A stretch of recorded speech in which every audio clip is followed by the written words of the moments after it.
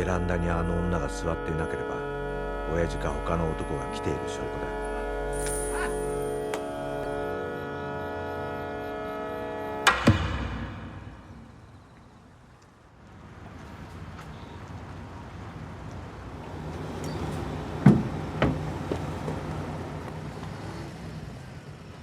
俺が17の時、親父が死んだ。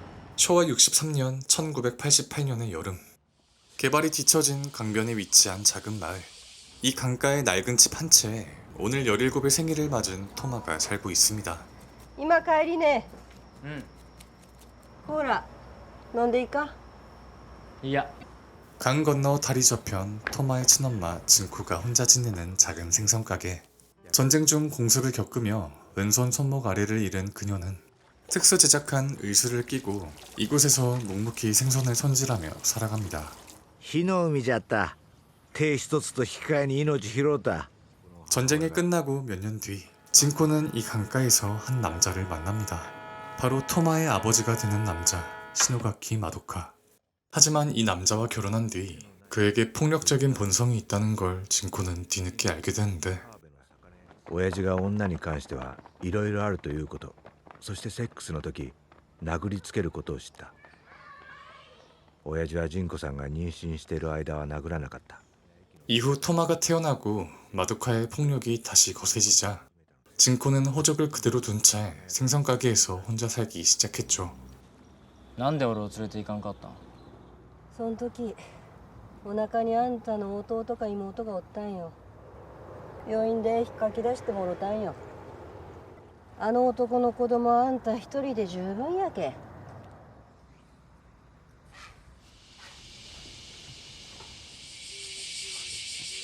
セブンティーンおめでとう。 마을 축제를 앞둔 신사의 한쪽 신이를 모셔두는 창고. 낡은 가마가 쌓여있는 어둡고 좁은 공간에서 토마는 소꿉친구이자 여자친구인 치구사와 몸을 섞습니다.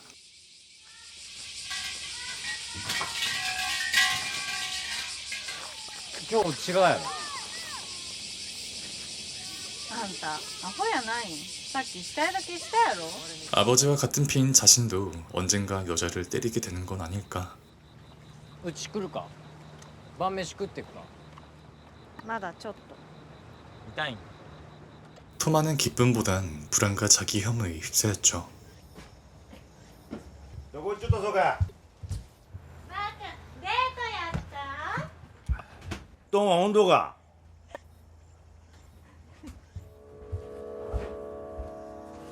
ああ、くそ。あの女のところへ行ったのだろうか。 マー君ステーキ焼けたよ。 주점에서 일하는 코토코 씨는 1년 전 토마의 아버지가 데리고 왔습니다. 그녀의 얼굴과 몸에는 언제나 이유 모를 흉터가 남아 있었는데 おめでとう。 토마는 그 흉터가 어떻게 생겨났는지 알고 있었죠. 帰ってからするけどこのままでいいよ。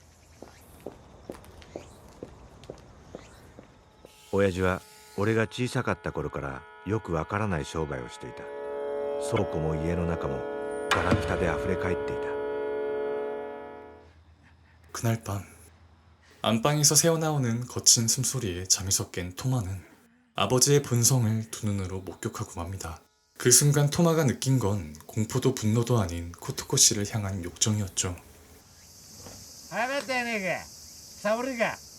うなぎ釣り行くか。父さんは？さっき顔出してどっか知らん行ってしもた。なんでここでうなぎするんやろうね。ここなら3人一緒におられるけん。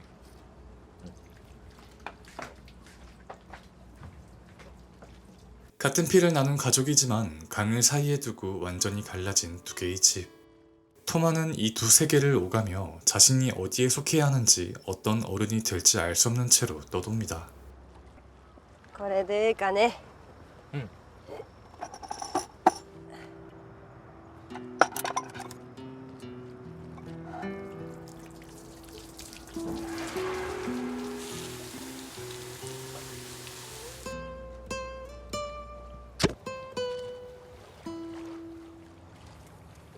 なんかあったんやろか。あの男のああいう夢はようないんよ。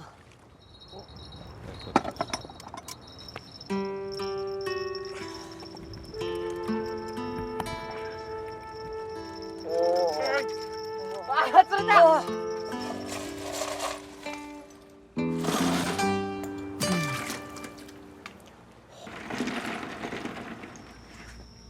一匹きりね。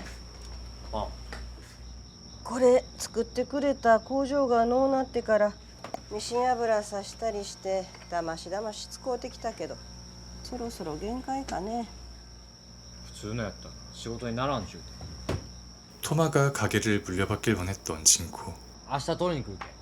하지만 토마에겐 그 남자의 피가 흐르고 있었죠. 前が直接話せちお父さんから言われたけ報告しちょくけどね、赤ちゃんできたんよ。 폭력적인 아버지의 피를 이은 또 다른 생명. 그 사실에 토마는 숨이 막힐 만큼 불쾌해집니다. みこしからで待っとおく。早く来て。目つき変やけんやっちゃ。 혼란과 흥분 속에서 아버지가 그랬던 것처럼 자신도 모르게 치구사의 목을 움켜쥔 토마. 토마는 자기 자신에 대한 공포를 주체하지 못한 채 괴로워합니다. 자신도 결국 아버지처럼 되는 건 아닐까, 그런 생각이 머릿속을 떠나지 않았죠. うなぎ取りに来たんやけど。なんね、さっきから同じ目しちょるちいよ。そう。琴子さん妊娠したんち。そしたら琴子さんもしばらくの間やられんですわ。まあ無事に生まれてくるかどうかもわからんけどいね。その言い方はないやろ。あの男のちいくんはあんた一人で十分ちゃ。あの男の子供産める女うちぐらいなもんやろもん。ごちそうさん。あんたそれ食べんでよ。琴子さんにも言うちょき。俺は前から食べきらんよ。生姜醤油ぞ。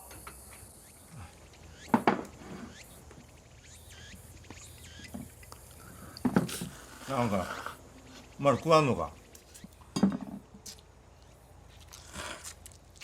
鍋返すとき気使わんでって。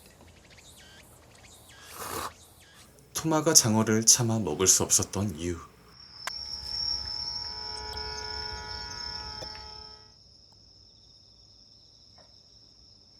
그건 자신이 쏟아낸 것들이 하수구를 따라 이 강물로 흘러들어간다는 걸 알고 있었기 때문이죠. もう10日もおうとらん。許してくれんでもええけ。あんた死んでくれん。鍋ありがとう。もうそうなってごめんち琴子さん。相田さんの奥さんが昨日買いに来てくれたんじゃけどね、ちぐさちゃんとおとらんのね。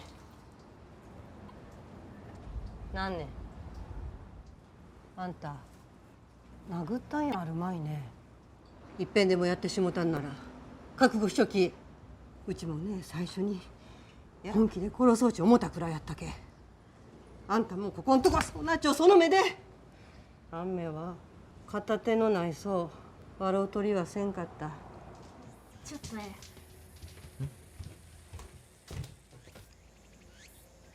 出てくことにしたんよ。うちが完全におらんことになるまで言わんでくれる。さえはくらいは何もされんうちに行ってしまいたいんよ。金はあるん？子供が心配することやない。 코토코 씨처럼 치구사와 함께 강변을 떠나고 싶었던 토마. 하지만 그런 미래보다 토마의 머릿속엔 지금 하고 싶다는 생각밖에 들지 않았습니다. と俺は毎日精液を風呂場から川へ流し込んでいた。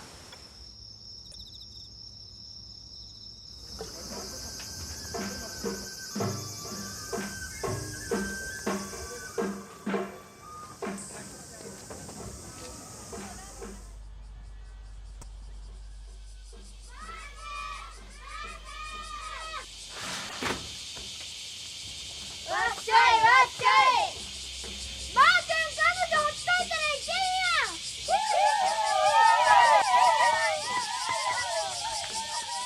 ん。お前があいつらに頼んだんか。なんでそんなんうちは会いたかったんやけ。お前俺に何されたか覚えちょろう。ほやけせんかったらええやろうがねっちゃ。あさって社で待っておけ。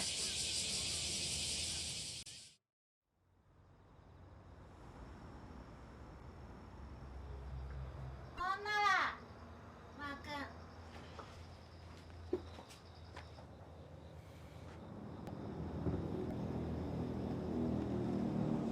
琴子さんと仁子さんもバカやにずっと思いよった。女殴るような男となしがち。ほやけどバカやないよ。ちゃんと逃げる気になったんやけ。親父止めきらんかった。俺の方が親父と同じくらいバカやった。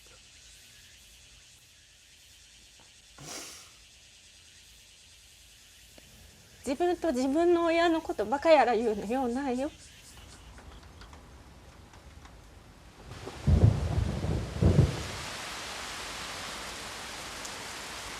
많은 비가 쏟아지는 여름 축제 당일 어딘가 들뜬 얼굴로 집에 돌아온 토마의 아버지.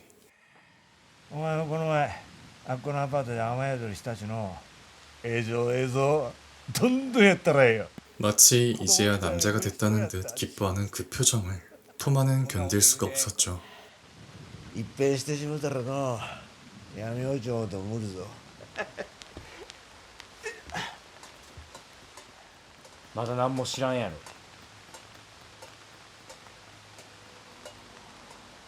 琴子さんも戻ってこんぞ。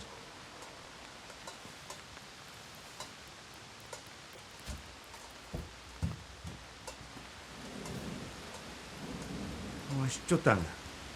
父さんが知らんかっただけやろ。知っちょったんかじゃ。殴ったけやろ。仁子さん殴って琴子さんアパートの人今まで何人殴ってきたんか。わしの子供持ち逃げしやがってから。告げ口したのは琴子さんが羨ましかったからだ。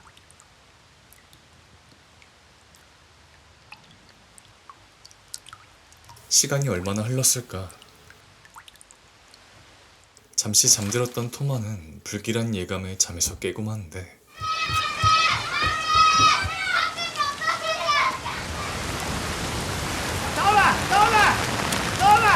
ちぐさはどうしたんか。やしろで何しとったんか。冷たんかお前。おい。 가마가 세워진 마당 한쪽 사람들이 거의 오가지 않는 어두운 구석.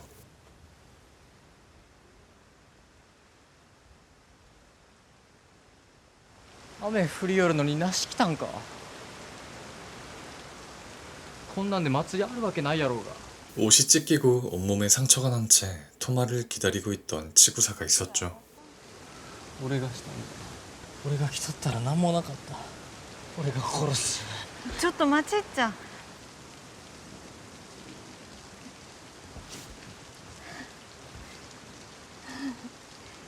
もう立てんのかって思いよったけど案外立てるもんやね。ありがとう。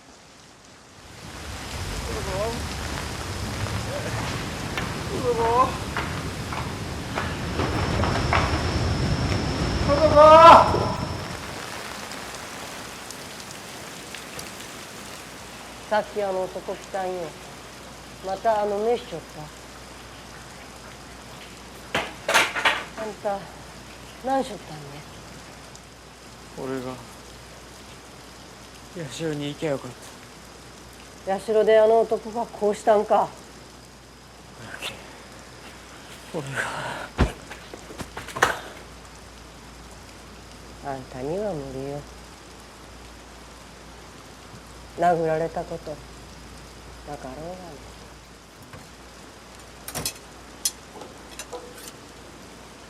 ちぐさちゃん、この子のことよろしゅうね。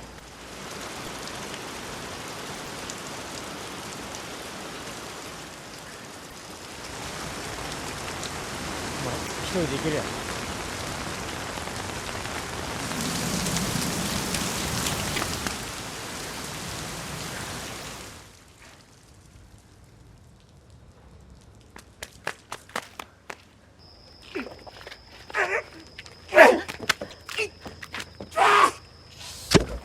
토마의 눈앞에서 진코의 의수가 마도카의 몸에 깊숙이 박힙니다. 진코의 희생으로 집안에서 되풀이되던 폭력의 고리는 잠시나마 멈출 수 있었죠.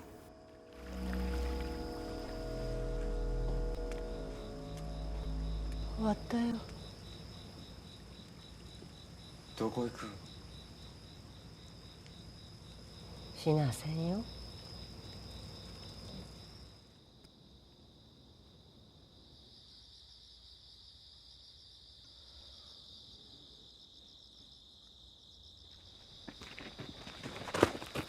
英家篠垣仁子か。篠垣まどか殺害容疑で任意同行してもらうけ。この社で出会うて始まったんです。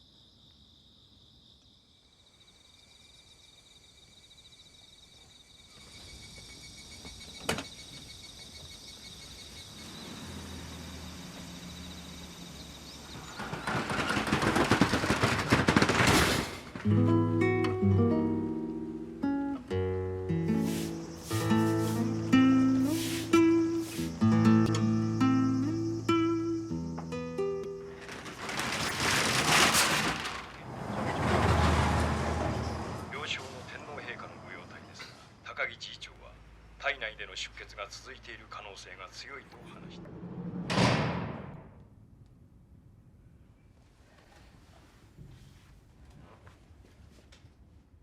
これがどうなったけ。すっきりしたもんちゃ。店もしまいやね。あんたせん？あの人血吐いたんちね。ああ、あの人か。あの人の始めた戦争でこうなったんじゃけ。あの人より先に死にとうないち思うてきた。あの人より先にはいかんぞち思うてきた。 쇼와 63년 1988년의 여름, 토마의 아버지가 죽은 해.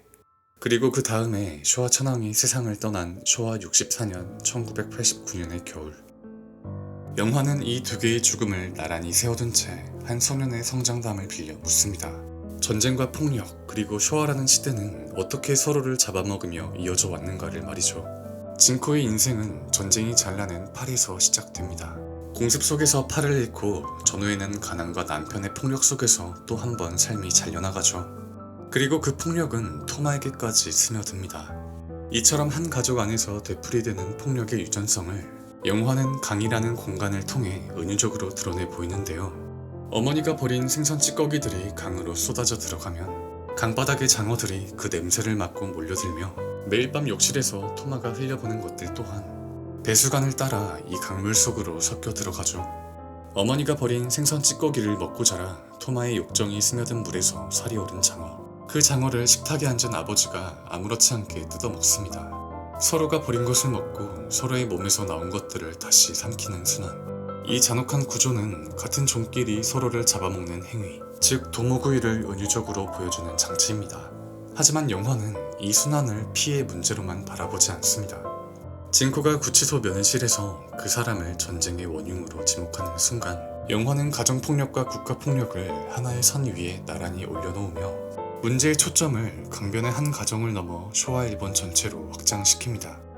한쪽 끝에는 여자를 때리고 쾌락을 느끼던 토마의 아버지가 있고 다른 한쪽 끝에는 전쟁을 일으키고도 제대로 책임지지 않은 쇼와 천황이 서 있으며 그리고 그 둘 사이를 진코의 잘린 팔과 토마 세대의 상처가 잇고 있죠. 지켜야 할 가족이 서로를 상처내고 지켜야 할 나라가 국민의 팔과 다리를 잘라내며 전쟁과 가정, 국가와 개인이 서로를 조금씩 갉아먹는 도모구이. 그 잔혹한 순환은 한 가정의 비극을 넘어 쇼와라는 시대 구조 전체를 상징하는 말이기도 합니다. 쇼와가 끝나고 시대의 이름이 바뀌었다고 해서 폭력이 사라지는 건 아닙니다. おかえり。これで 중요한 건 그 피를 끊어내려는 결심이니까요. あんたの手はうちを殴るためにある？ 쇼와의 끝은 단순한 연호의 교체가 아니라 그런 결심이 가능해지는 첫 번째 날일지도 모른다고 영화는 조용하지만 단단하게 묻고 있습니다.